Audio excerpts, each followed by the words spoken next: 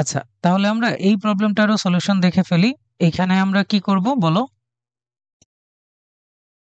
দেখো, এইটাও একটা ধনাত্মক সংখ্যা, এইটাও একটা ধনাত্মক সংখ্যা, তাই তো? তাইলে আমি ধনাত্মক সংখ্যা দিয়ে যদি কোনো জায়গায় গুণ দেই, তাহলে কিন্তু সাইনের কোনো চেঞ্জ হবে না। তাইলে এভাবে বলতে পারবো যে 1/2, দেখো এই 2 এখানে আনলাম আর এটা এদিকে দিয়ে দিলাম 3x - 5। সো 3x - 5 এর ভ্যালুটা হইতেছে হাফ এর চেয়ে ছোট। ওয়াও! তো ভালো জিনিস। আচ্ছা, কেন ভালো জিনিস? কারণ তার ডেফিনিশন কি? যেটা মাইনাস হাফ থেকে প্লাস হাফ এর মধ্যে হবে। কোনটা?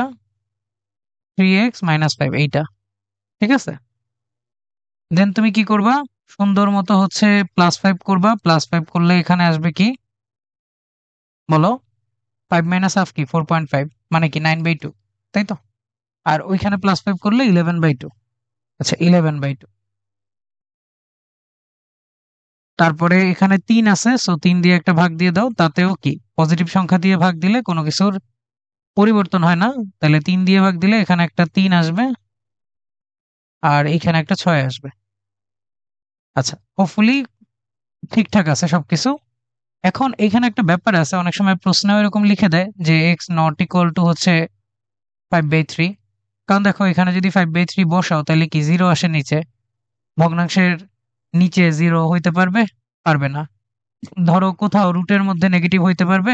আমরা যখন বাস্তব সংখ্যা নিয়ে কথা বলতেছি রুটের মধ্যে কিন্তু নেগেটিভ হইতে পারবে না। দেন আরো এরকম অনেক শর্ত হইতে পারে, ধরো নিচে যদি রুট থাকে, ঠিক আছে? এই রুটের মধ্যে তো এমনিতে নেগেটিভ হইতে পারে না, কিন্তু 0 হইতে পারে। কিন্তু এটা যদি ভগ্নাংশের নিচে থাকে, তাহলে এখানে কি 0 হইতে পারবে? পারবে না। ঠিক আছে? সো এই সব জিনিসগুলো একটু কেয়ারফুল থাইকো। যেমন x এর ভ্যালু এটা হবে এবং x এর ভ্যালু নট ইকুয়াল টু 5/3। সেটা দেখো 5/3 কিন্তু 10/6 এই মানের মধ্যে কিন্তু পড়ে, তাই তো? কিন্তু আমি ওইটা বসাইতে পারবো না। সো তুমি চাইলে এভাবেও বলতে পারবা, ধরো এটাকে আমি যদি সমাধান সেট লিখতে চাই, সমাধান সেট তুমি হচ্ছে অনেক ভাবে লিখতে পারবে। একটা বলতে পারো, ধরো সমাধান সেটকে বললাম হচ্ছে S, S is equal to x belongs to R, তারপরে ধরো সাজ দ্যাট বা যেভাবে বুঝাইতে পারো, ঠিক আছে? সাজ দ্যাট তোমার 3x11/6 এন্ড হচ্ছে এক্স নট ইকুয়াল টু 5/3।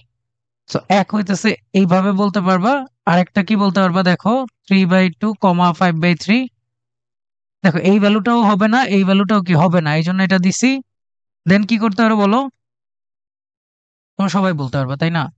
দেন কি করবা? অর করবা না? 5/3 থেকে 11/6। ঠিক আছে? আচ্ছা, তো এইটা হচ্ছে আমাদের সলিউশন। এই প্রশ্নগুলোর ক্ষেত্রে একটুখানি কেয়ারফুল থাকো ভাইয়া, যে নিচে কিন্তু 0 হইতে পারবে না। ওটা যেন কোনোভাবে ব্রেন থেকে মিস না হয়ে যায়। ঠিক আছে? আচ্ছা, আমি এমনি আরো কিছু জিনিস দেখছি যে বইগুলাতে হয়তো হালকা ভুল করতে পারে।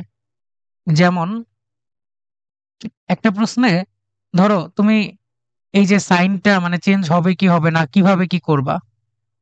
আমি তোমাকে এসইউএমএস স্যারের বইয়ের একটা প্রবলেম দেখাই। এই যে ধরো এটা দিছে, এটা <2। ঠিক আছে?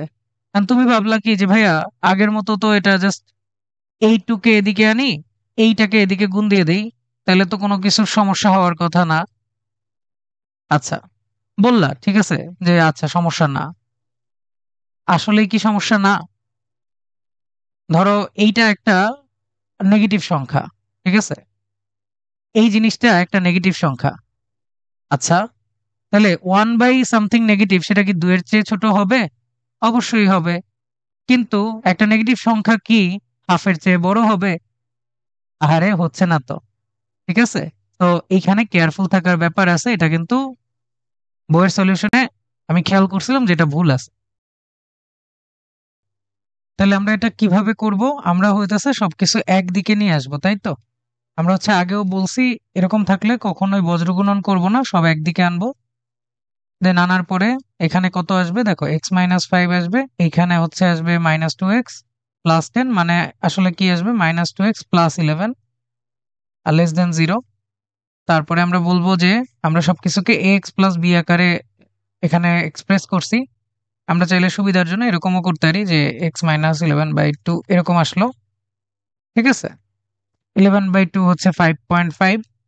তাহলে আমরা জানি কি করা লাগে, রুটস গুলা বের করা লাগে, তাই তো, জিরোস বের করা লাগে। এগুলাকে জিরো সেট করে যে ভ্যালুটা আসে ওটাকে বের করব। ঠিক আছে, ওটাকে বের করলা,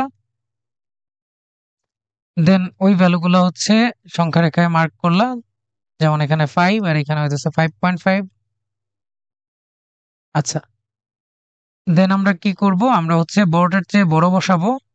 যেমন এখানে 5.5 এর চেয়ে বড় 6 বসাই, তাহলে এই দুইটাই পজিটিভ, সামনে -2 থাকার কারণে ওভারঅল আসবে কি মাইনাস। ঠিক আছে, তারপর কি পাওয়ার যেহেতু হচ্ছে অড আছে এখানে, পাওয়ার কি এখানে অড, তাই আমার সাইনগুলো অ্যালটারনেট হয়ে যাবে। আচ্ছা, তাহলে দেখো এই অসমতার সমাধান কি হবে, এই অসমতার সমাধান হবে লেস দেন জিরো পার্টটা, মানে 5.5 থেকে ইনফিনিটি, এন্ড এটা ইনক্লুডেড না যেহেতু লেস দেন জিরো দেওয়া, ইকুয়াল টু 9। ঠিক আছে, আর এখানে আসবে হচ্ছে 5 থেকে -ইনফিনিটি।